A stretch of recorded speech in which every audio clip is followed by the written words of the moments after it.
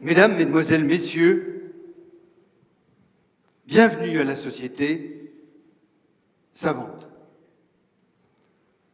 Après la récente élection de Paul Fort à la dignité de prince des poètes, qui a suivi de peu l'intronisation d'un prince des conteurs, il nous a semblé que l'élection d'un prince des penseurs s'imposait à notre époque tourmentée.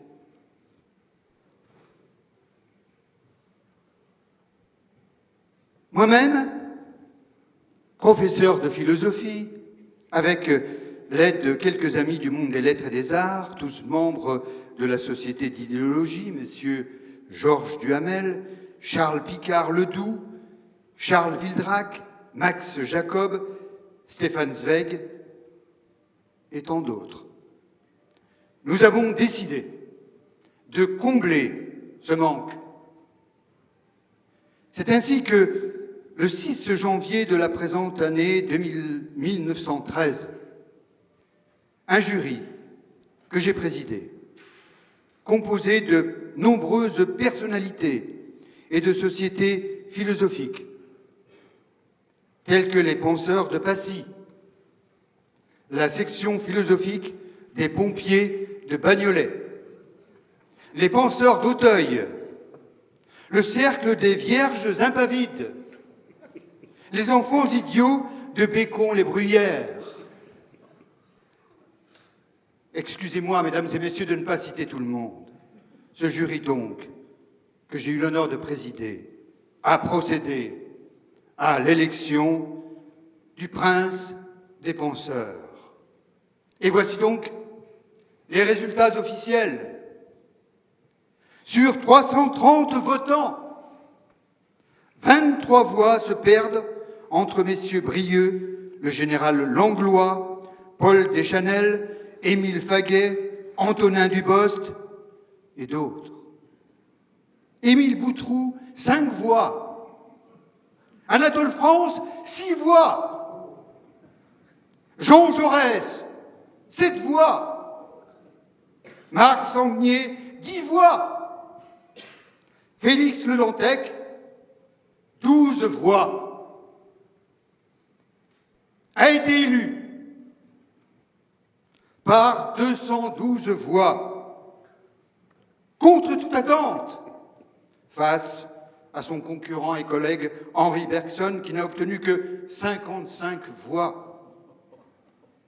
Celui que n'ont pas découragé 30 années de lutte vaine, d'hostilité sournoise, le rénovateur de la philosophie biologique, des sciences religieuses, de la philologie, le plus grand remueur d'idées de notre temps, a été élu prince des penseurs, Monsieur Jean-Pierre Brisset.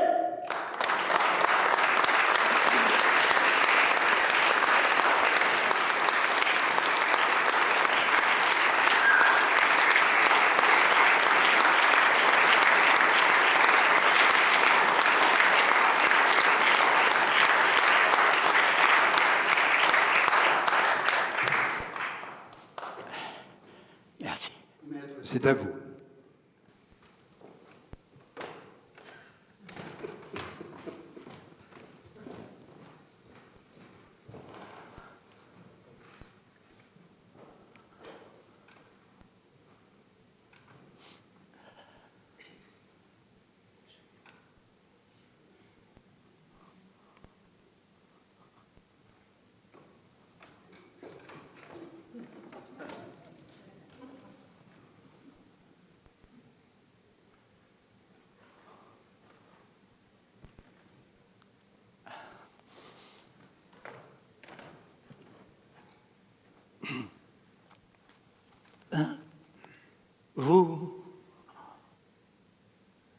Vous voudrez bien excuser les défauts de notre élocution. C'est que nous n'avons pas l'habitude de parler en public. En effet, jusqu'à ce jour, nous pensions dans la solitude.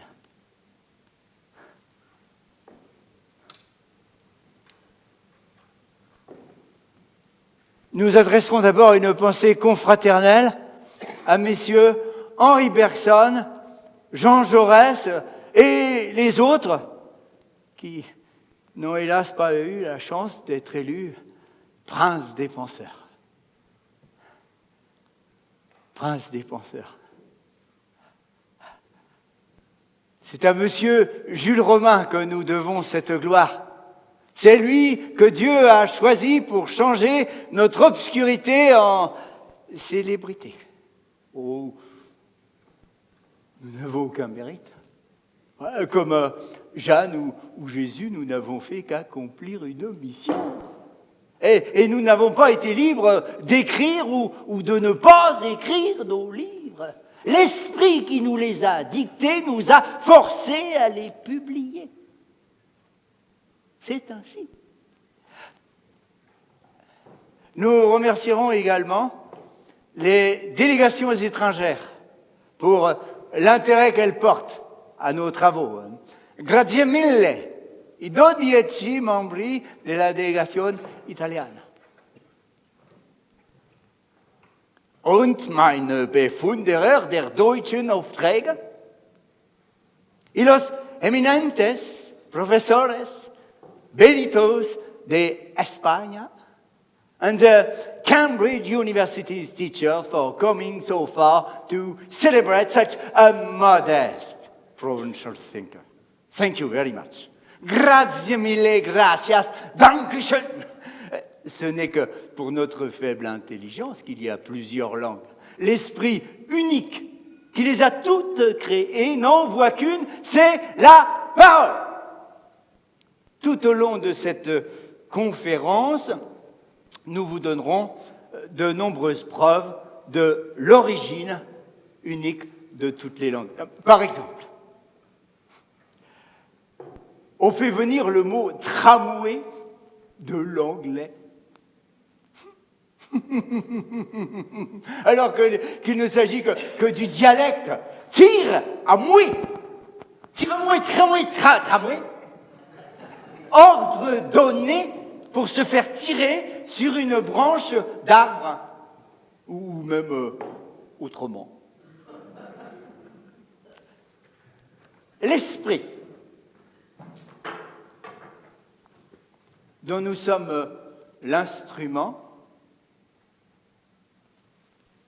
pour faire connaître aux hommes leur origine, nous inspire aussi puissamment de vous montrer comment il créa notre monde.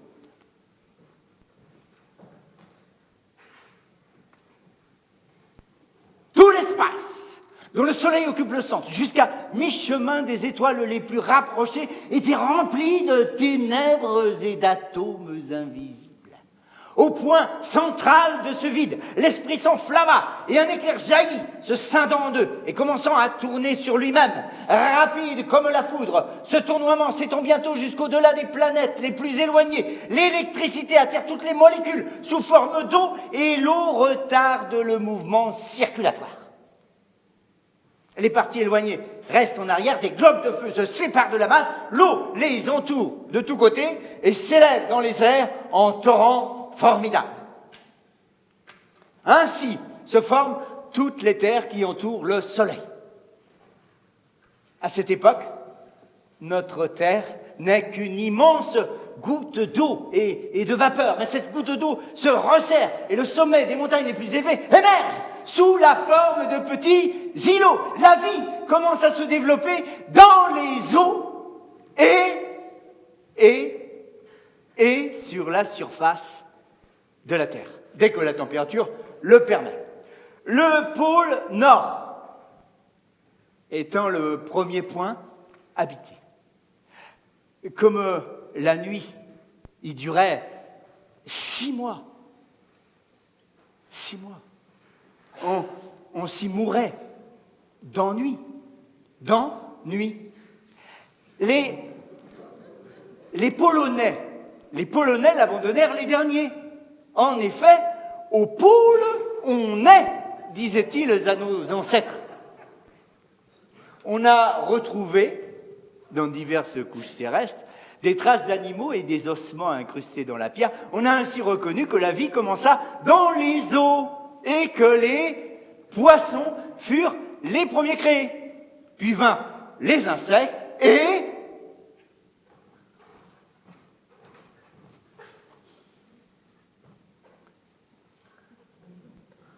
divers genres de batraciens ou grenouilles. Et puis les serpents, les oiseaux et les mammifères.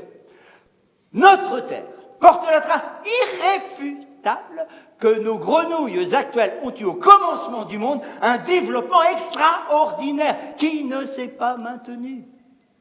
En effet, le corps de l'homme, avant de naître, passe par tous les états qu'a connus l'homme éternel. Il est tétard dans la semence de son père. Et dans le sein de sa mère, le sexe ne se forme qu'après l'ouverture anale. Il ne se différencie donc point extérieurement pendant un temps. Il existe même des êtres qui n'ont point de sexe et qui évacuent tout par l'anus. Ce qui est le propre de la grenouille. D'après la fable païenne, le plus ancien des dieux est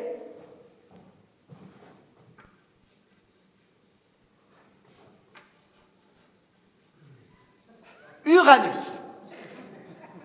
Uranus désigne celui qui urine par l'anus. L'urètre est l'être primitif.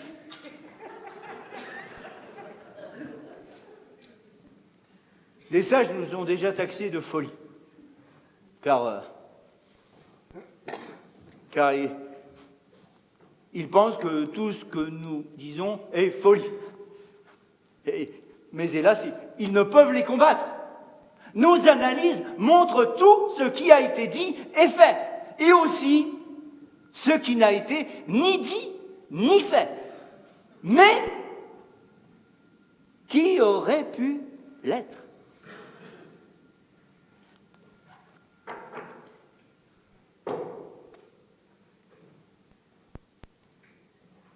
Vers l'âge de 11 ans, nous avions surpris une grenouille. Et avec la méchanceté du garnement, nous l'écrasions avec une tige de bois appuyée sur son ventre. Quand la pauvre bête, étendant tout à coup ses bras et ses jambes, nous frappa de stupéfaction. Nous nous baissâmes pour mieux voir. On dirait une personne. Et nous nous en allâmes, tout confus et repentant de notre barbarie, car il n'y a pas à dire, aucun animal ne possède une grâce corporelle du talon jusqu'au col qui se rapproche autant de celle du corps humain. En effet, celui qui voudra se comparer à la grenouille dans sa parfaite nudité, en imitant ses positions, et en imitant ses cris, quoi,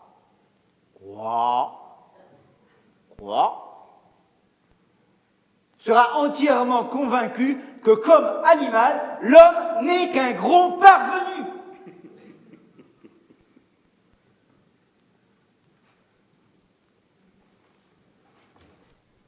Un jour que nous observions ces jolies petites bêtes, en imitant nous-mêmes leurs cris, Quoi ?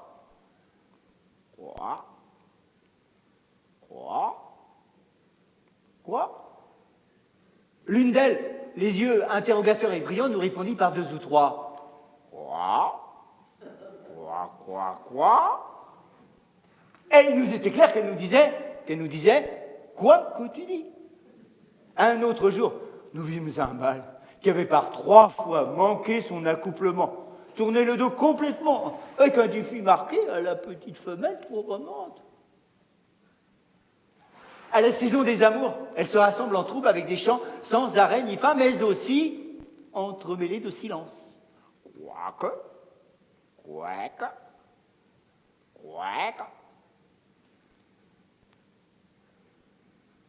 Les collages se font pour plusieurs jours. Sur plusieurs jours. Car, bien que n'ayant point de sexe, ces charmants petits animaux se mettent l'un sur l'autre pour lâcher leurs frais dans l'eau où éclosent les têtards. À ce moment, le mâle fait vigoureusement entendre son cri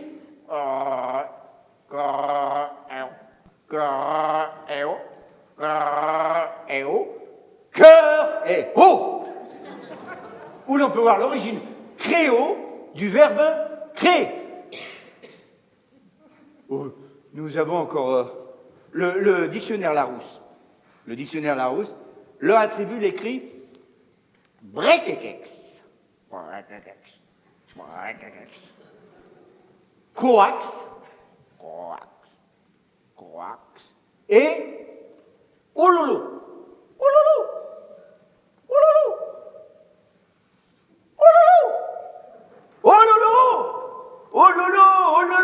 est un appel enfantin à boire de l'eau.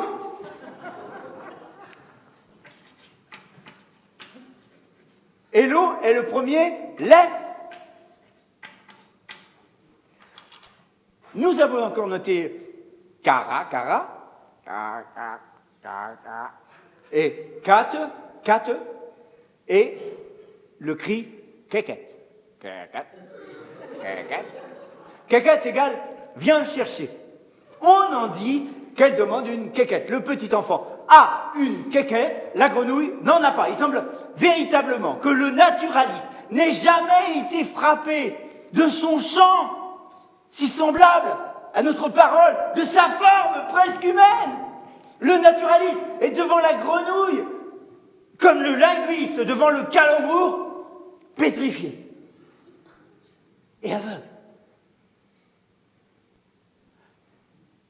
La grenouille vit sous tous les climats. Elle est de jour et de nuit, et aime des soirées chantantes, mais reste le matin dans son lit, le limon de la terre. Je t'attends au saut du limon, petit. Au saut du lit, mon petit. Son chant varie selon les temps, les lieux et les saisons. Il comprend certainement que, re, te, o, ou, est, et sans doute be, se, le et d'autres.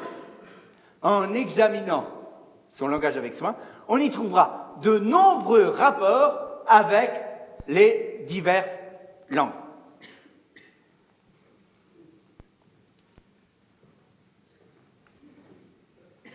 Tous les cris viennent de la grenouille. Dans notre grammaire logique,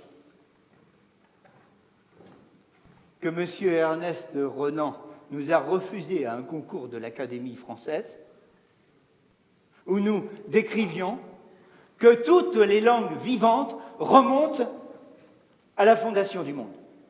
Et non au latin qui n'est qu'un argot, un langage artificiel rendu inintelligible au peuple. Il ne vient pas plus du latium que l'argot d'Argovie, ou le javanais de Java. Quand nous eûmes terminé cette grammaire logique, nous fûmes frappés d'une révélation soudaine.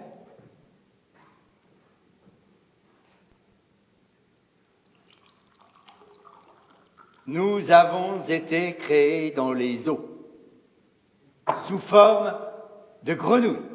Et la parole, qui est Dieu, a gardé dans ses plis toute l'histoire du genre humain depuis le premier jour, avec une sûreté, une irréfutabilité qui confondra les simples et les savants. Voyons, par exemple, où la grenouille était logée. Logeait.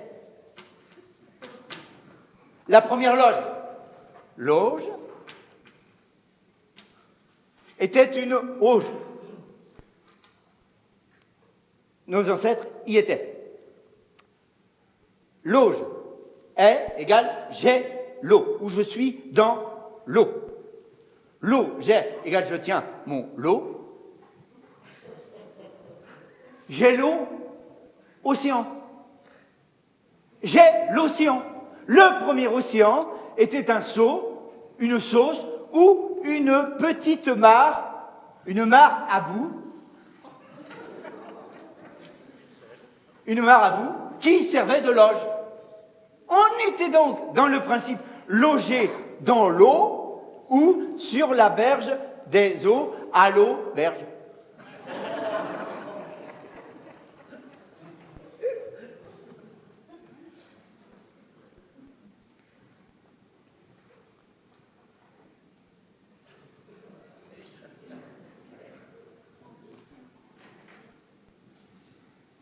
La grenouille n'a pas de dents.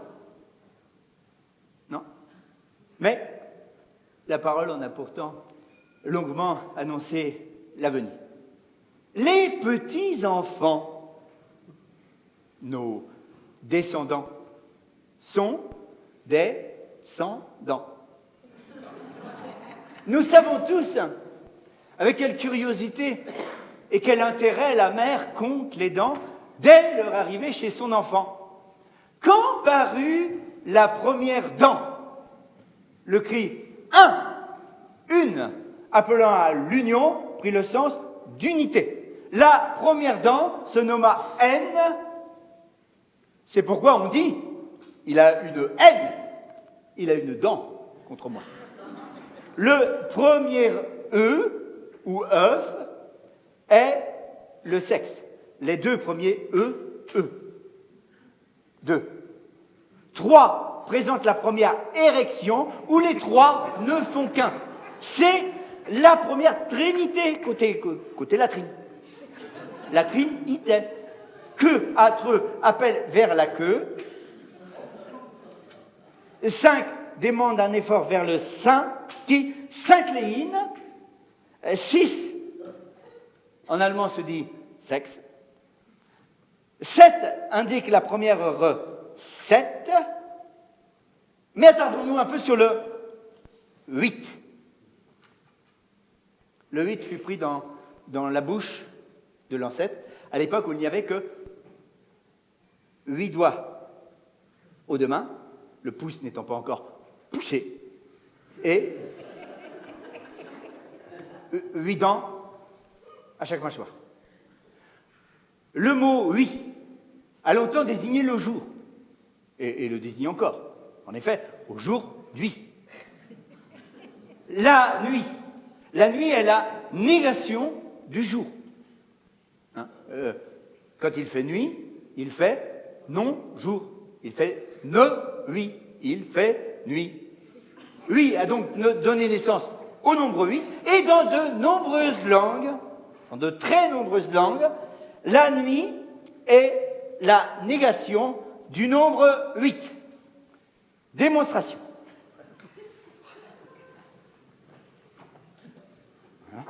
Français, donc, comme nous venons de vous le démontrer, 8, ne 8 égale nuit.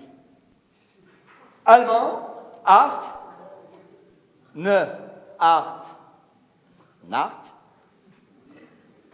Anglais, 8, ne 8, night. Espagnol, ocho, ne ocho, noche. Italien, otto, ne otto, notte. Et suédois, n'était. Cela existe dans bien d'autres langues, vous pourrez vérifier par vous-même. Merci.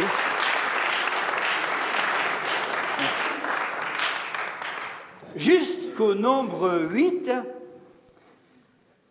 nous étions à une époque où le sexe était développé, mais sans force. L'arrivée de la 9e dent concorda avec les premières érections violentes. Ce fut là du nouveau, du neuf. Le nœud fut donc le premier objet neuf, le premier objet neuf.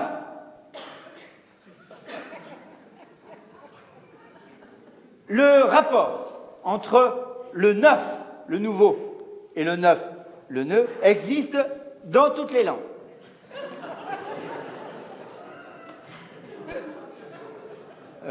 Pardon. Démonstration. Voilà. Français, neuf, neuf. Allemand, neun, neur. Anglais, nine, new. Espagnol, nueve, nueve. Italien, nove, nuovo, suédois, nio, nie. Eh oui. Donc, c'est donc bien à la numération, à l'arrivée des dents, que commença la numération. Ainsi que nous venons de vous le démontrer. En allemand, die Zähne, les dents. Die Zähne, les orteils. Die Zähne, les 10. Tout cela se prononce également dizaine. Il y a bien eu un rapport entre la dizaine et les dents. La logique aurait voulu qu'en français, les dents aient porté le nom de 10. En anglais, le pluriel de dents, teeth, se prononce presque teeth. Eh oui, nous venons de vous démontrer l'importance du calcul pour arriver à l'union. Que a le cul. Que a le cul, pour arriver à l'union, il fallait calculer. Que a le cul, les l'épée de feu qui gardait le chemin de l'arbre de vie s'appelle calembour ou jeu de mots. L'idée qu'on put trouver quelque chose de caché derrière le calembour était interdit à l'esprit humain. Il lui était tout juste autorisé d'éclater de rire stupidement.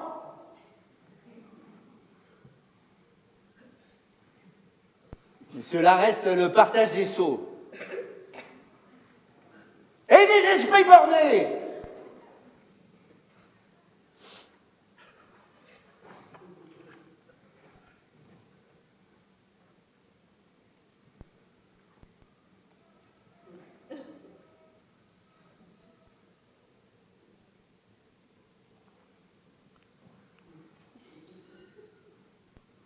Des esprits bornés, oui.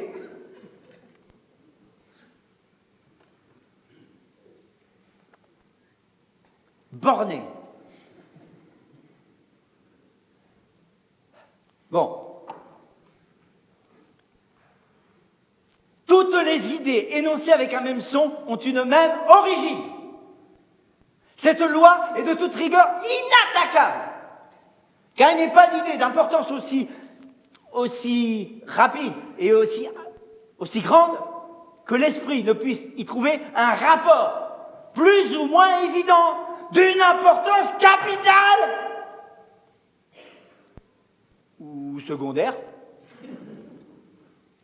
ou nulle. Soit, par exemple, les 4 sons, les dents, la bouche, les dents, bouche, l'entrée de la bouche, les dents, la bouche. Les dents sont laides et le soutien en la bouche. Laides en la bouche. Elles participent à cette fermeture en laidant la bouche. Hein. Laidant la bouche. D'autres fois, hélas, trop souvent, elles sont laides en la bouche. Ah. Alors, cache ces dents-là, ferme ta bouche, les dents là, bouche. Et d'autres fois, elles sont blanches comme du lait dans la bouche. Et quand elles sont noires, c'est une vérité négative, et ce n'est plus du lait dans la bouche. Tout ce qui est ainsi inscrit dans la parole, et qui s'y lit clairement, est vrai, d'une vérité inéluctable. C'est vrai sur toute la terre. Sur toute la terre, les dents sont laides et laides dans la bouche. Bien que les autres langues ne le disent pas comme la langue française, mais disent des choses autrement importantes, sur laquelle notre langue se tait. L'étude de la parole, selon cette seule loi que nous répétons, toutes les idées énoncées avec un même son ont une même origine, permet d'analyser les mots. Oui, en effet, les mots sont d'anciennes phrases du langage des ancêtres. Ces phrases étaient d'une simplicité enfantine. Donc, analyser un mot, c'est retrouver les phrases prononcées par les ancêtres qui ont formé ce mot. Voilà. Il en est ainsi. Bon. Si vous le voulez, nous pouvons vous donner des exemples. L'ancêtre n'avait point de sexe apparent. C'est à sa venue que la parole commença à se développer. Cela causait des sensations et des questions. Et quoi ici? Et que ex qui devint le premier mot, le premier nom du sexe. Ex. Ensuite, on s'interrogea. Ce ex, c'est que ce. Qui devint le mot sexe. Qu'ai-je? Que cela? Que ça? Quel sexe est que je hais? Que ex est que cela? Que c'est que ça? Que c'est que ça? Que c'est que ça?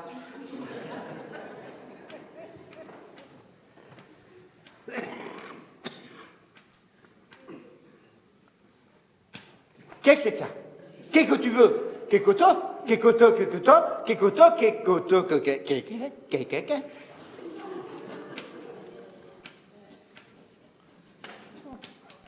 Le mot tu a longtemps désigné le sexe.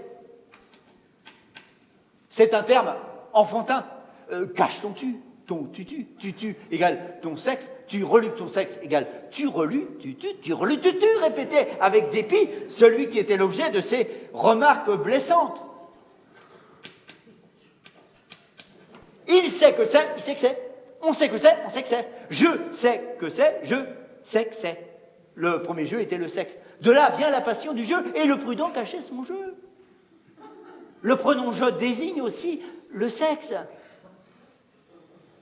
C'est le sexe à la main ou à la mine que l'ancêtre s'examinait. Sexe à mine est. La main faisait mine et minait le terrain. C'est en examinant son sexe que l'ancêtre faisait son examen. L'examen du sexe est encore le premier que l'on subit en venant au monde.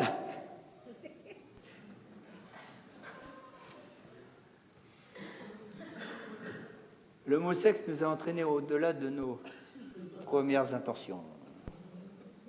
Chaque mot est un esprit d'ancêtre qui saisit le penseur et lui raconte sa naissance et sa généalogie. La clé que nous venons de donner ici permet d'analyser tous les mots de la parole, c'est-à-dire de toutes les langues. Il nous aura fallu seulement quelques minutes. Il est impossible d'examiner, d'étudier nos analyses sans être convaincu jusqu'au fond de l'âme qu'il fut bien un temps où l'ancêtre n'avait point de sexe, mais qu'il était cependant doué d'une certaine parole qui s'est étendue jusqu'à notre parole actuelle durant la longue période de la formation sexuelle.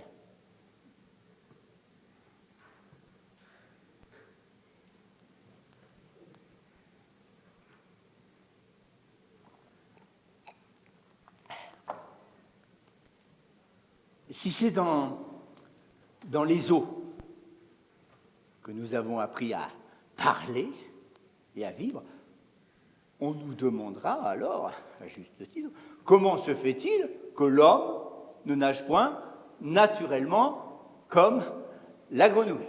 Ce à quoi nous répondrons que le bon nageur nage, saute à l'eau et plonge comme la grenouille. Mais quand le dieu marin s'est mis à marcher sur ses membres inférieurs, ses jambes et ses bras acquièrent un mouvement alternatif, opposé à la natation. La jambe gauche se jette en avant en même temps que le bras droit, et il en va de même pour la main droite et le pied gauche. Or, pour nager comme la grenouille, les jambes agissent ensemble en opposition avec les bras. Il suffit de répéter quelques exercices couchés sur le dos pour que les 4 membres retrouvent enfin leur ancienne science. Car en vérité, la vraie raison qui fait que peu d'adultes apprennent à nager vient de ce qu'on veut leur donner des leçons dans l'eau. Tout de même, c'est pas sur le terrain qu'on apprend à manier une épée. De même, on doit savoir nager avant d'aller à l'eau.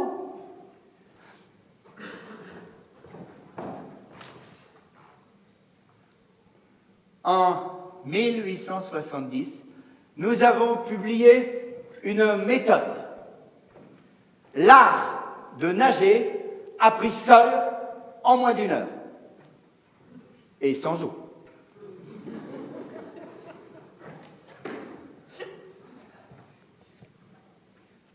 Et en 1871, nous avons déposé le brevet de la ceinture caleçon aérifère à double réservoir compensateur.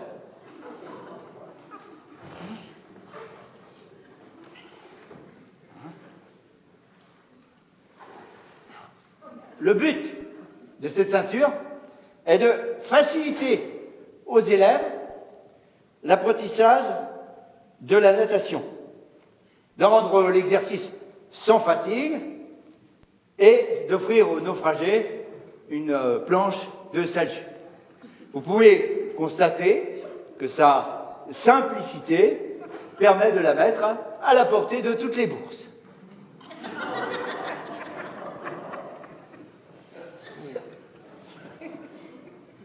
Nager n'est pas naturel. Cela représente 2 difficultés. Premièrement, faire agir les jambes. Et deuxièmement, coordonner le mouvement des jambes avec les bras.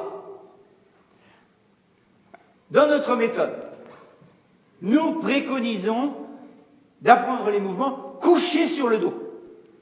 Contrairement à la méthode dite du tabouret, qui compresse l'estomac, rend la respiration difficile et par là l'apprentissage impossible.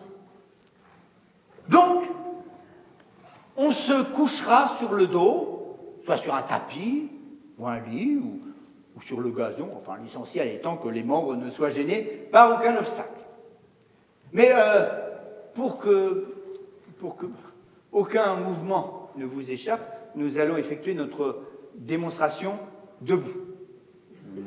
Vous nous imaginerez alors couché sur le dos. Et lorsque vous passerez à l'exercice, vous vous coucherez sur le dos. Donc, nous allons, voilà, position de départ. Jambes écartées, pointe de pied vers le dehors, les bras tendus vers le haut, les mains jointes, les doigts collés, les pouces collés au doigt. Voilà. Bien compris? Donc, nous allons décomposer le mouvement. Premier mouvement, on écarte les mains de 15 à 20 cm en tournant la paume vers le dehors. Pendant qu'on écarte les bras, on resserre les jambes. Les pointes de pied toujours vers le dehors, les jarrets tendus, les talons et les genoux se touchant. Voilà. Ça, c'était le premier mouvement. Deuxième mouvement, on fait dessiner au bras un demi-cercle.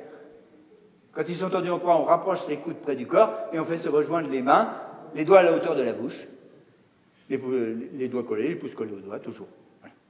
Pendant qu'on dessine le demi-cercle avec les bras, ployez lentement les jambes en écartant les genoux autant que faire se peut et rapprochez les fesses le plus près possible des talons.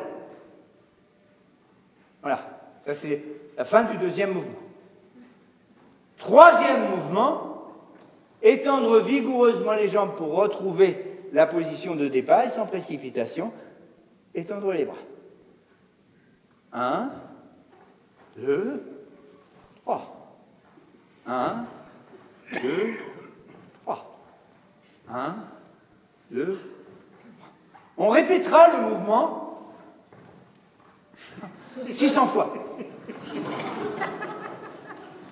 300 fois tel qu'il vient d'être décrit, et 300 fois en faisant agir les jambes, les bras au repos. On y passera 2 séances par jour. Le matin et le soir, de préférence, étant déshabillé. On répétera 10 fois le mouvement de chaque manière. Chaque séance ne demande pas plus de 10 minutes. Comme cela demande peu de temps, on ne se baignera pas avant d'avoir terminé les exercices à sec. Parce que si on nage un peu, on les négligera. Et si on n'a pas fait de progrès, on se découragera. Lorsqu'on aura fait tous les exercices, on pourra plonger dans l'eau.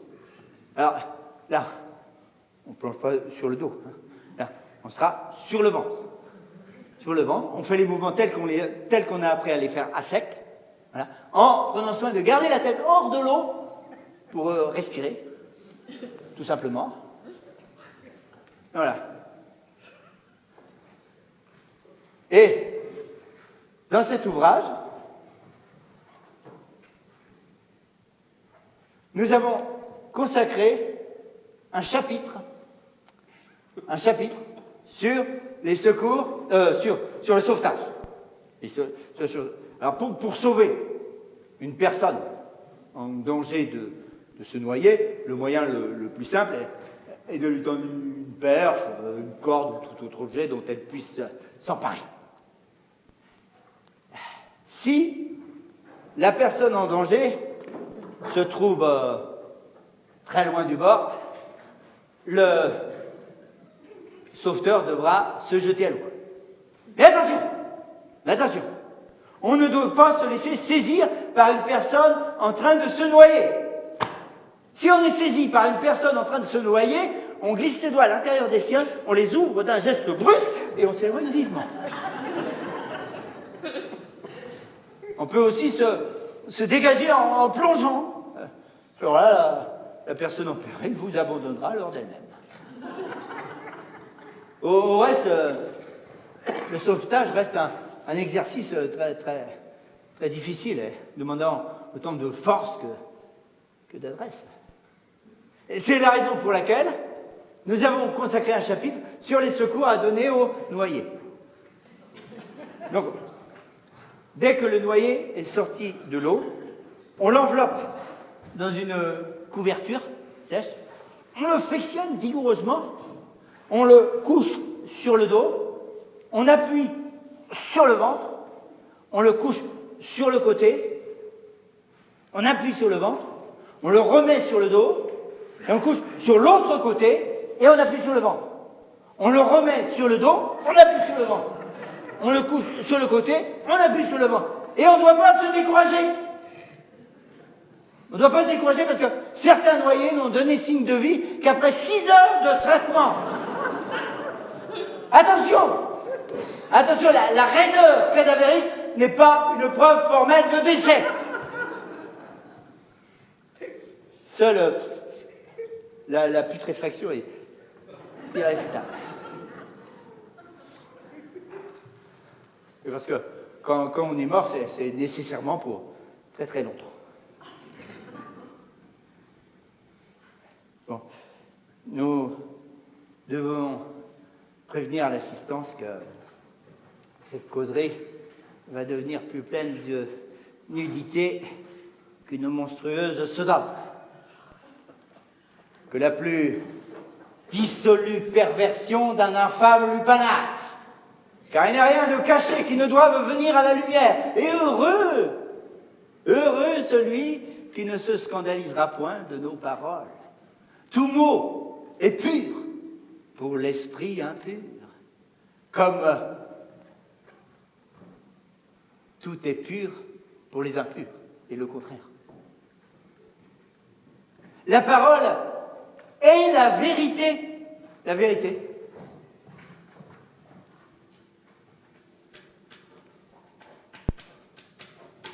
Elle exprime naturellement ce qui est vil et vulgaire et ce qui est sain et convenable. Mais tout ce que notre parole exprime naturellement est une vérité.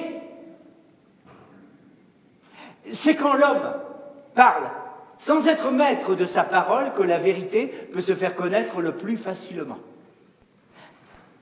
Il nous semble nécessaire de répéter cette sentence afin que tout le monde comprenne bien. C'est quand l'homme parle sans être maître de sa parole que la vérité peut se faire connaître le plus facilement. Si tu en veux hériter, il faut être pour la vérité. Envers, ité, c'est l'envers du langage courant. Les ancêtres, à l'envers, montraient le vers de leur dos et mettaient leurs mots à l'envers. Le diable était un père sévère, criant « Père sévère !» C'était aussi un père sévère. C'était aussi un pervers, le vieux pervers. Les trouvères, le trouvère, le trouvère. Le troublant était troublant, le troubleux causait un trouble. Tous les mots, sans nulle exception, s'étant d'abord référés au sexe mâle de préférence. C'est pourquoi l'homme est et doit être un membre viril. D'une manière générale, tous les mots désignant le sexe mâle désignent aussi la femme. Ce que la verge est à la vierge. Et de la même façon, tous les mots désignant le sexe féminin désignent aussi l'homme. Cette loi est particulièrement troublante pour le mot « con », qui montre le sexe de la femme, mais désigne aussi l'homme stupide. Le mot con est fortement injurieux. Espèce de con. Il est tombé dans un profond mépris. Il est et il reste condamné. Les condamnés continuent à vivre avec la famille des cons, qui est aussi celle du diable. Ce sont les consécrateurs, les consacrés, les consultants, les consulteurs, les congrégations, etc., etc. La science du con fit naître la conscience. Les démons mâles qui se livraient à la sodomie n'avaient pas de con, n'avaient pas de science.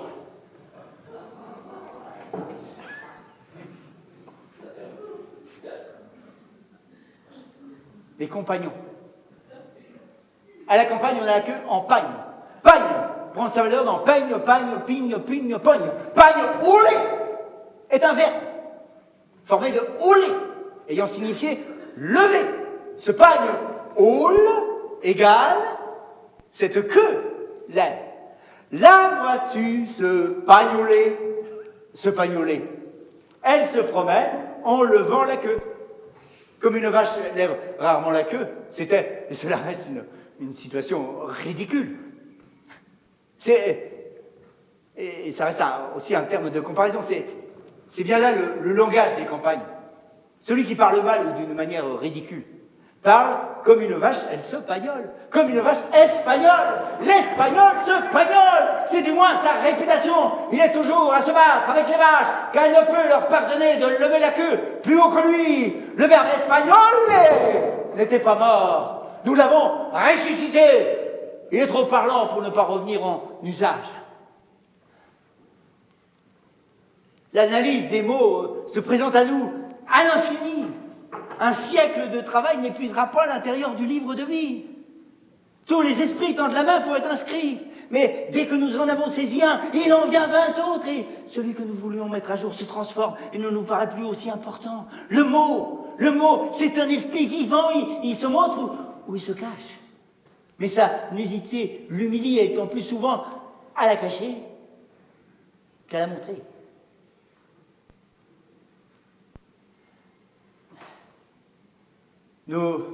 Nous poursuivrons cette étude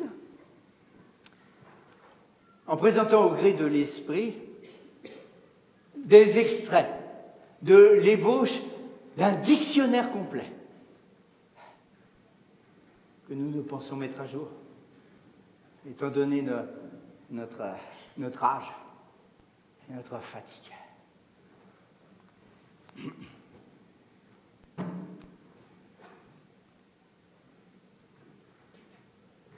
A, les ancêtres. Le son A appelle vers le sexe. Toute syllabe commençant par A. A pour impératif, prend et suce.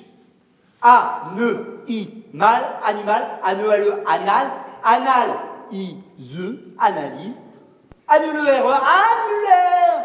L'annulaire est le doigt le plus long chez l'ancêtre. Il montrait le sexe et l'anneau.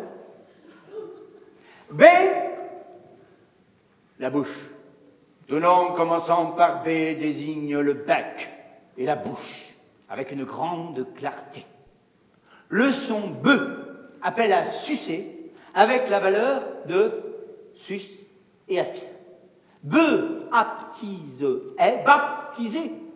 Baptisé, Jésus ne baptisait point. C'est devenu une cérémonie inutile. L'eau baptismale baptise mal. Le bâton, le bâton. Je vous le dis, sur un bâton. Ah bah, ton rompu. Ah, bâton rompu, l'analyse des mots commençant par B est généralement d'une grande facilité. B, le bouffon, nous bouffons, et c'est pour bouffer que le bouffon bouffonne. C'est le con. Et son que, ce, che, appelle vers la queue, cu ou con, du rampant. La valeur de toute syllabe commençant par cette consonne vaut prend au bec, sus, tête. Con plus ne. Con plus ne égale être. Con, ne, être, connaître. Qu'on ne est toi, toi, me, est un appel faisant naître l'idée de connais-toi toi-même, qui signifie lèche-toi toi-même.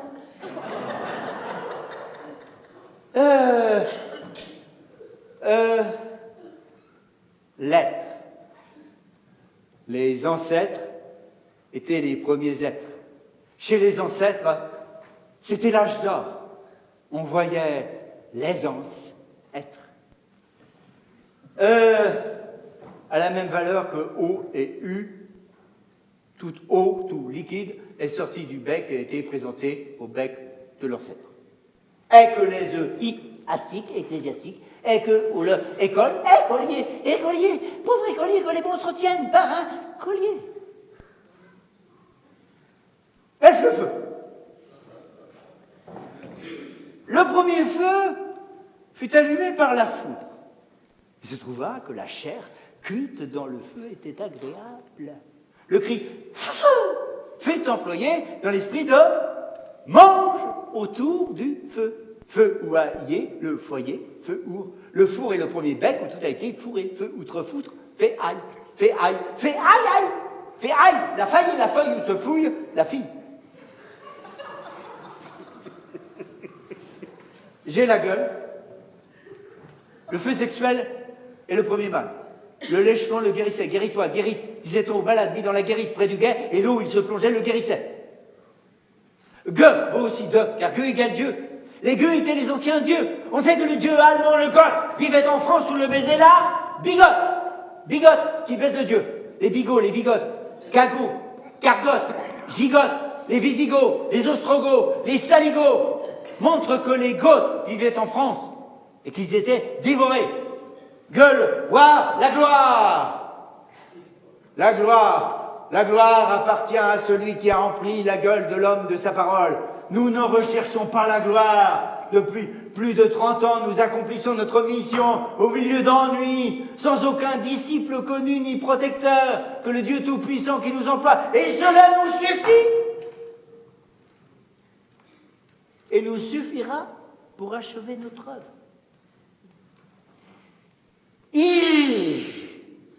Lire, ou la colère. Les premières érections violentes firent naître l'ire, ou la colère, et pousser les premiers cris. C'est la première parole humaine. C'est le cri que lance l'enfant en venant au monde. On peut dire que tout commença par la lettre I, comme c'est par la lettre I que l'enfant commence à vivre. Et c'est à partir de ce moment-là, précisément, qu'il fallut apprendre à lire dans les délires. J. Le jeu, j'allais l'oublier. Le premier jeu est le sexe. De là, vient la passion du jeu. La jeu justifie que Sillon, la justification. Chez l'ancêtre, le sexe était la justification de tout jeu, ainsi que toute syllabe commençant par J vaut prend, sus, tête, etc., etc. Elle, la langue. Elle, vaut lèche, prend, sus, tête, etc. Langue A, je, le langage. Langue ouest, l'angoisse. L'ange, l'ange. Les anges ne sont pas tous disparus. Les angevins sont des anges vains. M, la mamelle. Le son me appelle le bec sur le sexe et à manger sur les seins et de bouche à bouche. Me, ainsi que toute syllabe commençant par M, vaut mange, prend, sus. Me, être, le maître. Le maître est le sexe que l'ancêtre mesurait. C'était aussi la marque du maître qui voulait le mettre là où lui plaisait. Me, ainsi que toute syllabe commençant par M, vaut mange, prend, sus. Le môme mame la mamelle de sa maman. On mamait ce que l'on aimait.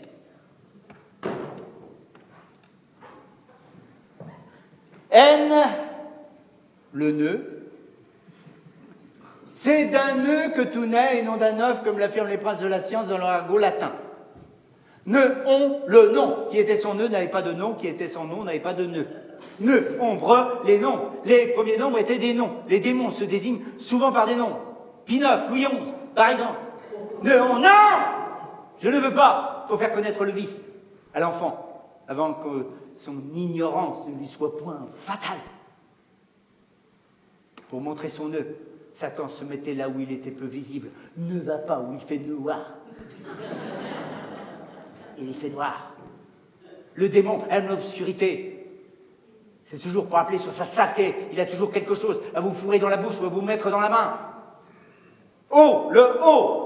O désigne le membre haut et droit et ordonne de lever le bec avec la valeur de sus et aspire. O, cesse, ion, obsession, orgueil, l'orgueil. L'orgueil de Satan se voit surtout chez les évêques qui n'ont pas honte de se coiffer avec une tête de grenouille à forme plate et gueule fendue en l'air.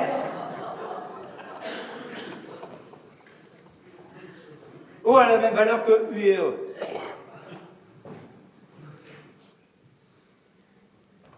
P. Le son peu qui vient du verbe pouvoir a pour impératif, ainsi que toute syllabe commençant par cette consonne, la valeur de prend, pipe ou aspire et sus. Pierre. Pierre. Pierre. Pierre. Le Christ a dit à Pierre, tu es pierre, et sur cette pierre, je bâtirai mon église. Et on s'écrit, il faisait des jeux de mots. Ben oui, incontestablement, c'est un jeu de mots. Et c'est sur ce jeu de mots qu'est construit l'éclat et la puissance du pouvoir de la parole. Q, la queue. Nous avons montré la valeur du Q à la lettre C. La queue est la première criminelle. Des traces de sang et des écorchures accusaient le coupable. C'est la queue use à Sion. Qui sexe que use, sa queue use. Qui s'excuse, s'accuse. N'use pas ta queue, auditeur. Ou si tu le fais, tais-toi, laisse les pourceaux dire à l'oreille du prêtre, mon père, je me queue, use, je m'accuse. La queue roi, c'est la croix. La queue roi de ma mère, c'est la croix de ma mère. Le queue à l'embourg, c'est un calembour.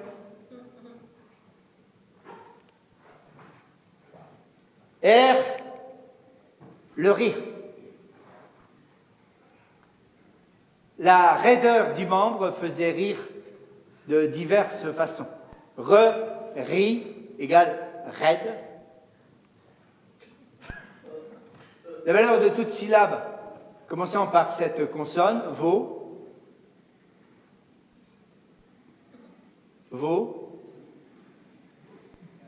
reprend, ressuce, retête, etc. Sans réappeler, sans rappeler. Les choses dont on se rappelle le plus longtemps sont les choses de l'enfance. On s'en rappelle toute sa vie. Est-ce le saint? Ce saint a tété, sa sainteté. Le saint doit être saint, le malsain est malsain.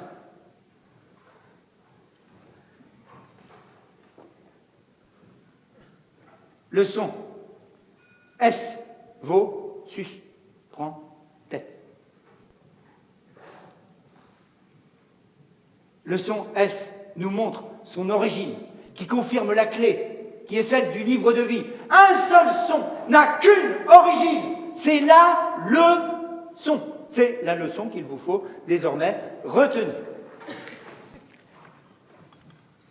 C'est le téton, naturellement le téton vient du sein. La tête prend son nom de ce que la mère la saisissait pour obliger le criard à se taire et forcer le nourrisson à téter. Tête, tais-toi, tête. Cela tétonne. Les tétons se formaient lors des premiers accouplements. Ce développement étonnait. On était étonné de l'avoir tétonné. L'urètre. Les premiers qui urinèrent étaient des personnes mûres et on urina contre les murs.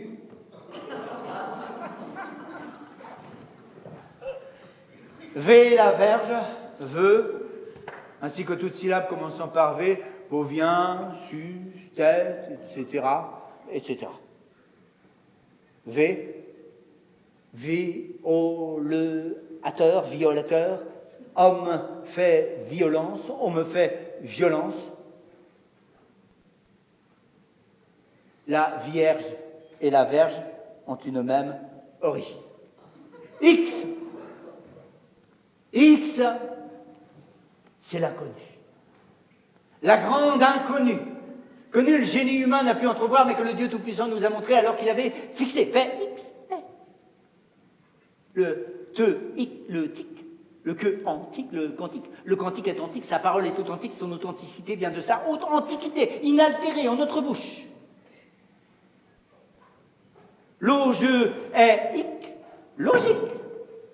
C'est la grammaire logique qui nous a insufflé la grammaire logique. Logique. La parole est logique. Ainsi, on ne peut pas dire un rond carré. Cependant, quand je dis on ne peut pas dire cela, je le dis. Mais, donc on peut le dire. Mais on le dit en agissant contre l'esprit de la parole. Z, le zéro. Comment tout mot pourrait-il aussi aisément se référer au sexe si tout mot n'était sorti de là? Je, ainsi que tout cri, appelle à sucer, et la parole tout entière est née d'un immense et long sucement.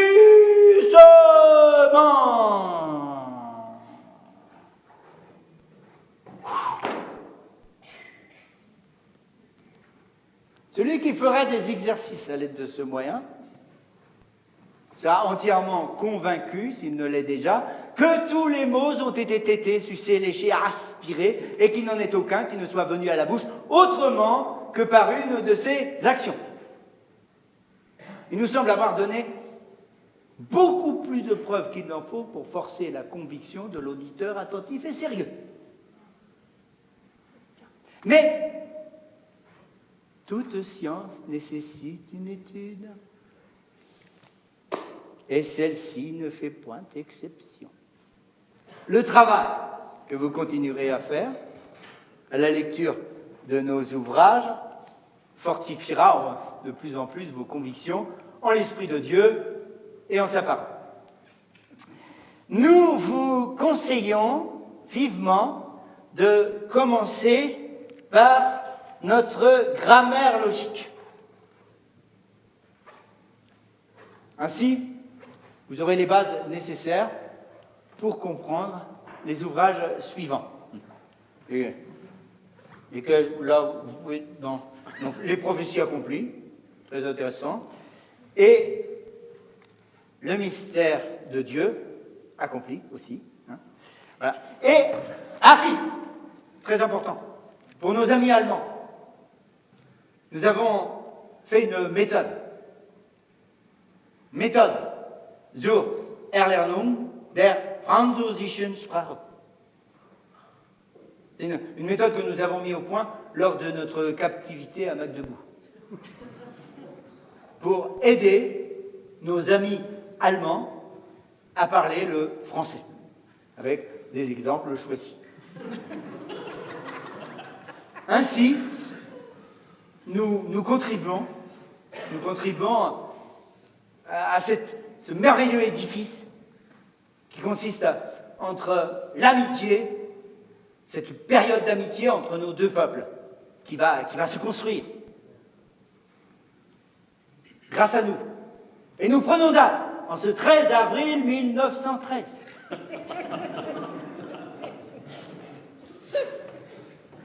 Aussi, vous pouvez lire La Grande Nouvelle. La Grande Nouvelle, c'est une feuille tirée que nous avons fait tirer à 10 000 exemplaires.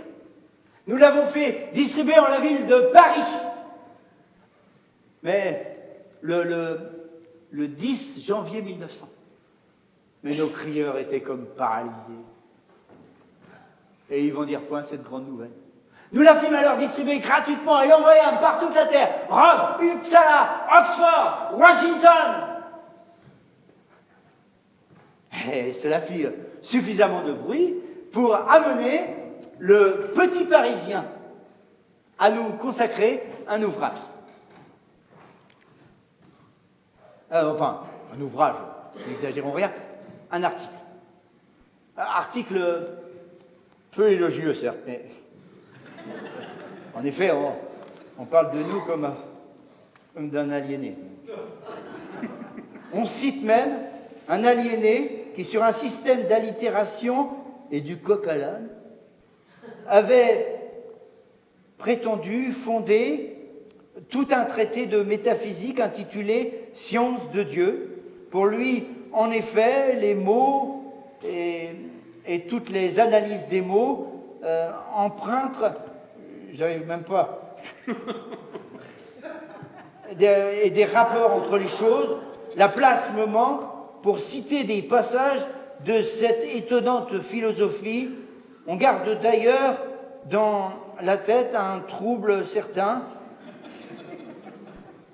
et mes lecteurs me seront gré de vouloir le leur épargner.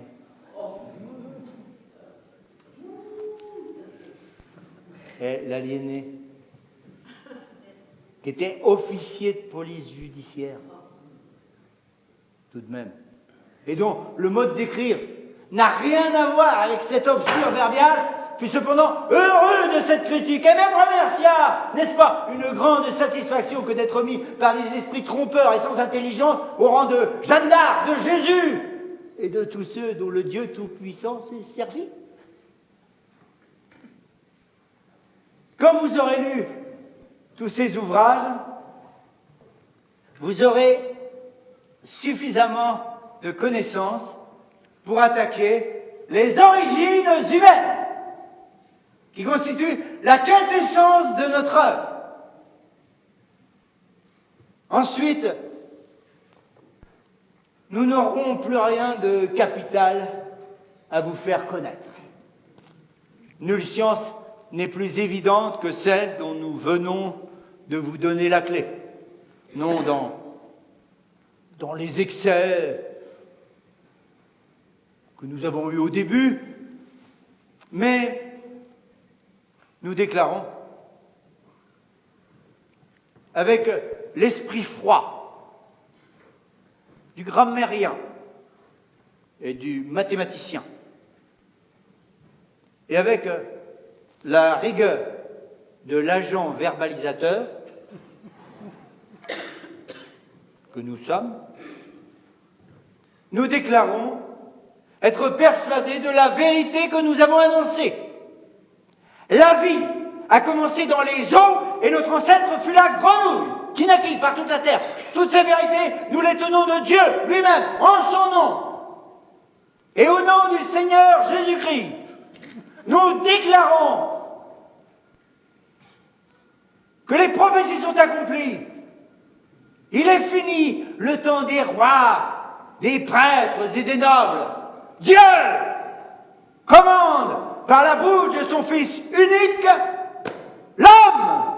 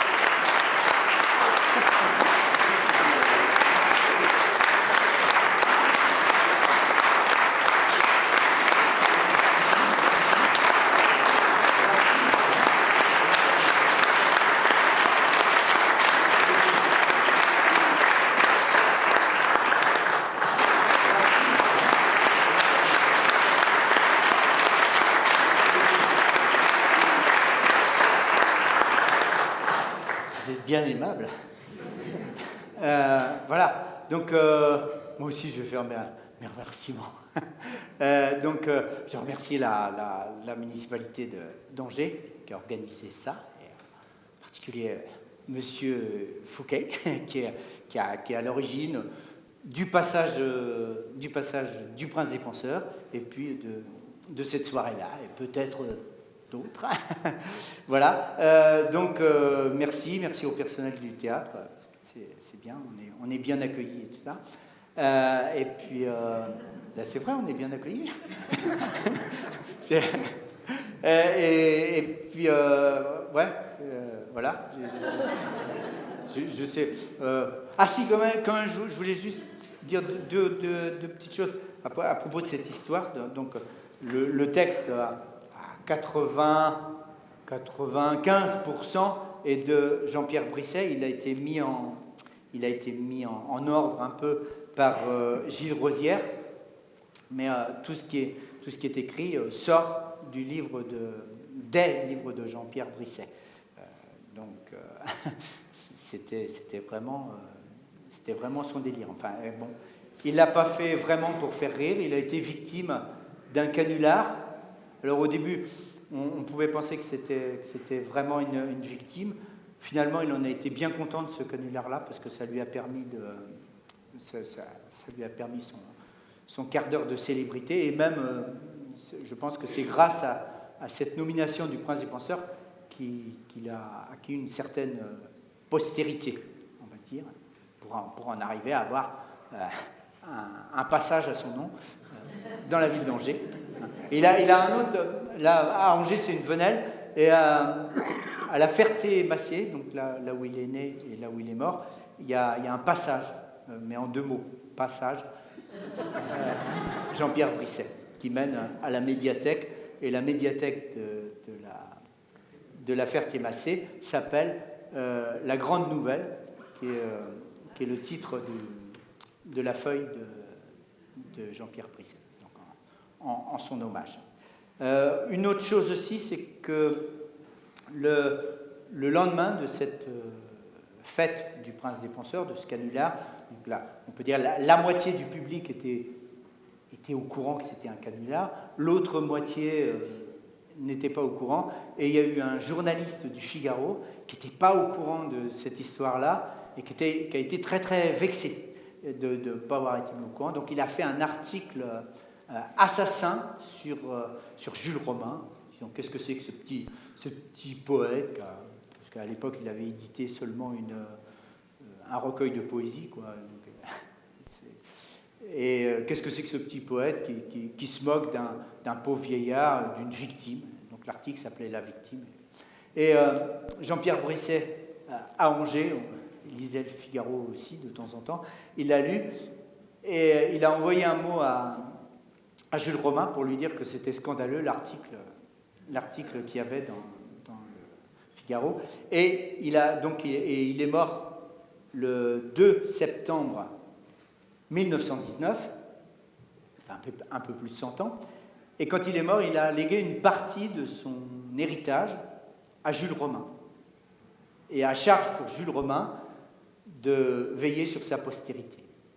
Donc Jules Romain était un petit peu gêné aux entournures, mais enfin, il a organisé un banquet annuel qui s'est tenu tous les 13 avril jusqu'en 1939, qui s'est tenu tous les 13 avril. Et là se réunissaient beaucoup de gens, donc les gens qui avaient participé au canular, et puis se sont ajoutés beaucoup de gens, dont beaucoup de surréalistes comme André Breton, ou comme des médecins aussi, comme Lacan, comme tous ces gens-là qui tournaient autour du surréalisme, voilà, et qui ont rendu hommage finalement à Jean-Pierre Brisset. Voilà. Voilà. Merci.